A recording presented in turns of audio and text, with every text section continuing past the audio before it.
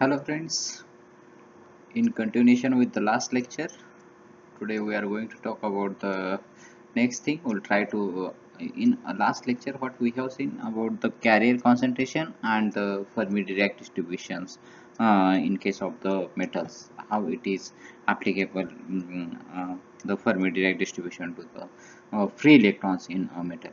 Now let's try to apply this Fermi Dirac distribution to the semiconductor, and in that case what we are going to see is nothing but the how the Fermi function is applicable to the semiconductor, and how its Fermi energy level is going to get varied with the doping concentration. So, what we must recall here is that the f of e, as we have seen on the last lecture as well, that it gives us the probability occupancy of a particular state is available at the energy E or E, right? And 1 minus f of E gives us the probability non-occupancy of that particular state at the given energy. So if there is not available, the energy state is not available at that point, at the particular energy, that is in the band gap of the semiconductor, right? In the band gap, obviously there doesn't exist any kind of the state, so there is no possibility of the finding the electron over there. Means whenever there is a what we say is the that energy state is not available, then we can say that the no possibility of the finding the electron within that state.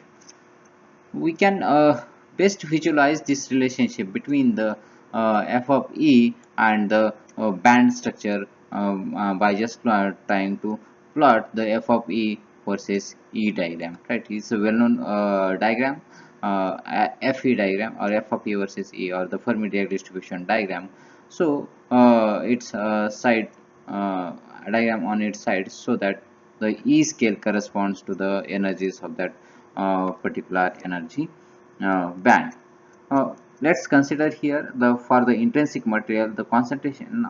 Now as intrinsic means the highly pure, there are no impurities added in that material one. So the obviously the concentration of the holes in the valence band is equal to the concentration of the electrons in the conduction band. So they are equal one, or they are just compensated with or they are compensated with each other. Therefore, so the Fermi energy will lie at the middle of the band gap in that intrinsic material. Means if the concentration of the electrons in the conduction band must be the same as the concentration of the holes in the conduction band, then obviously the Fermi energy level will lie at the middle of the band gap in case of this intrinsic material. So we can see from the figure as well. You can see over the figure at this point, right? Now this figure, okay, if you just look at this, it looks the same as earlier we have seen on the last lecture as well. This is the Fermi Dirac distribution function diagram. You can on the left top corner you can see that the how we have the figure which we have seen on the last lecture, that about the Fermi Dirac distribution function versus the energy diagram for the various temperature, including the absolute zero temperature, right? So this is just 90-degree rotated figure which is plotted, and the what we can see over here is nothing on the right hand side. Over here is here we can see the conduction band is plotted, then the valence band energy is shown over here, and the Fermi energy which is at the center, or the highest occupied energy state over here is shown in the diagram. So the f of e is symmetrical about the ef, and the electron probability tail, okay, electron probability tail is given over here, okay. So that f of e extending into the conduction band, which can be seen from the figure. So this is extending into the conduction band, so this behavior, okay. So above this is the extension of the extension of this function into the conduction band. Because of this, what we can say, the thermal effect, and the what we get, the more number of the electrons will be available from the below the conduction valence band into the conduction band, which are available for the conduction, because of the temperature which is above the absolute zero temperature. So it is symmetrical with the whole probability tail as well. Okay, 1 minus f of a in the valence band as well, right? So it is also symmetrical about this whole. You can see on the right hand side, in case of the p type material, which is shown over here, it is 1 minus f of e, which is at the ev. Okay, which is so similarly we can on the left hand side also you can see the similar kind of the behavior can be seen from this diagram as well. Okay, here 1 minus f of e in the valence. Now the distribution function has the values within the band gap between the ev and the ec, means the valence band energy and or H and the conduction band H, but there are no energy states available, and no electron occupancy result from the within the from this f of p in this particular range. So what is here is shown, the distribution function has values within the band gap, means we are having the values between this what we can have the ev and the ec as well, right? Energy state means uh, energy or distribution function has the values in between this, but there are no energy states available within this region. Okay, no energy states are available within this band gap. So no, there is no occupancy of the electrons within this region or within this gap. So the tail in the FOP are exaggerated, which are shown in the figures for the illustrative purposes. Actually, the probability values at the valence band edge and the conduction band edge are quite small for the intrinsic material at a reasonable temperature. So they are quite small, means probability of finding the electron at the edge are quite small in case of the intrinsic material, because of the almost equal amount of the electrons and holes are present in conduction band and the valence band respectively. For example, let's consider here in case of the silicon at temperature, room temperature, or the 300 Kelvin, Ni, that is intrinsic electron concentration, is equal to the intrinsic hole concentration is equal to 10 raised to 10 per cc, whereas the densities of the available state at the EV and the ECR of the on the order of the 10 raised to 19 per cc, right? And generally we expect to have the 10 raised to 23 per cc. Thus, the probability of occupancy FOP for an individual state in the conduction band and the whole probability, that is obviously the if this is the probability of finding the electron in that particular state, then 1 minus FOP will be the probability of the finding the hole in that particular state.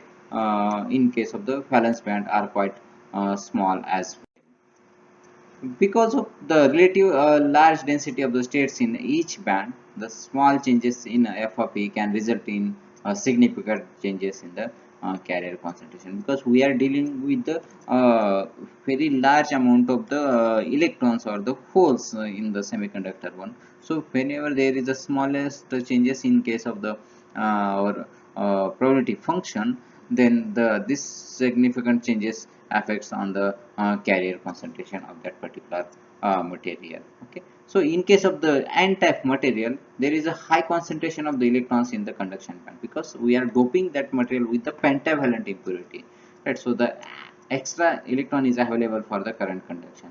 Okay, so now there are high concentration of the electrons in the conduction band compared with the whole concentration in the valence band. So what here we are getting here is nothing but the we are doping the material with the pentavalent impurity, that is n type of the material we are trying to form, and what we will getting, the more number of the electrons are available in the conduction band as compared to the holes in the valence band. So the concentration is higher over here.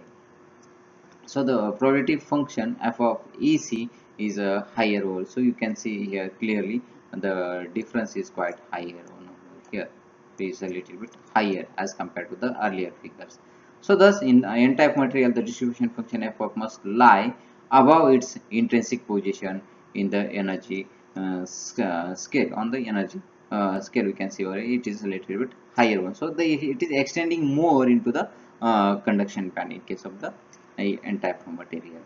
So the f of E retains its shape for a particular temperature. The larger the concentration of electrons at the EC in n-type material implies the correspondingly smaller hole concentration at the EV. Okay. Obviously, this is going to vice versa for the other material as well. So higher at the EC means lower at the means higher electrons at the EC. The obviously the hole concentration at the EV will be smaller one.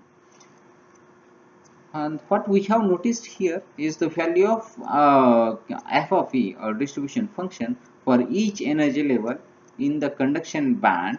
Okay, in the conduction band, and therefore the total electron concentration n on 0 increases as EF moves closer to the EC. Means as we try to move or try to increase the electron concentration, obviously the EF or the Fermi energy level will try to move up and up, and that will move closer to the energy band or the conduction band. Okay, energy will move towards the energy at the conduction band, up to closer to the EC.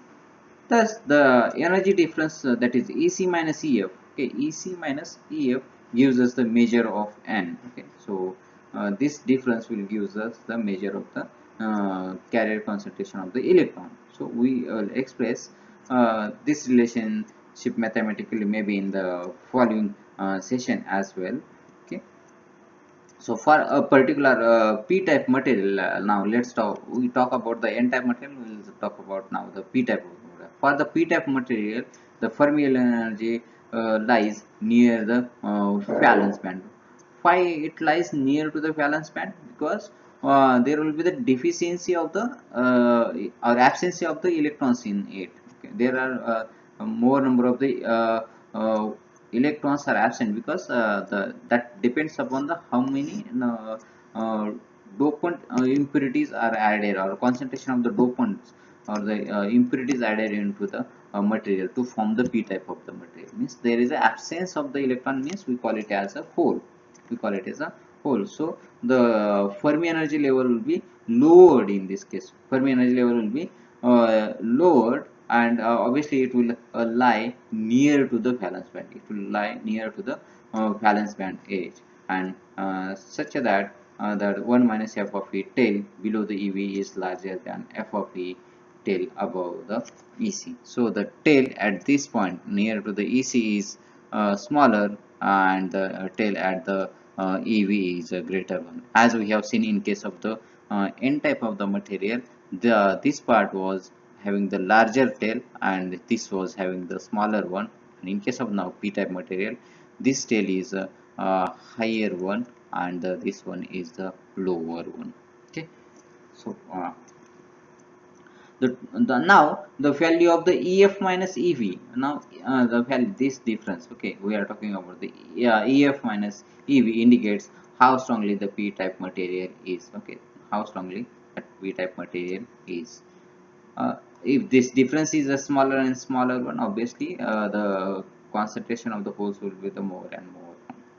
So it is usually inconvenient to draw f of E versus E on every energy band diagram to indicate the electron and hole distribution. Therefore, it is common practice merely to indicate the position of EF in the band diagram, because as we change the concentration of the either of the impurities, whether it is a pentavalent or the trivalent impurities, obviously that EF will or the EF will just try to move that, or the difference between the EC and the EF, or as the EV minus EF, that is going to get changed. So instead of that, okay, it is it is common practice merely to indicate the position of the EF in the band diagram. So this is sufficient information, since for a particular temperature, the position of the EF implies the distributions in the figure.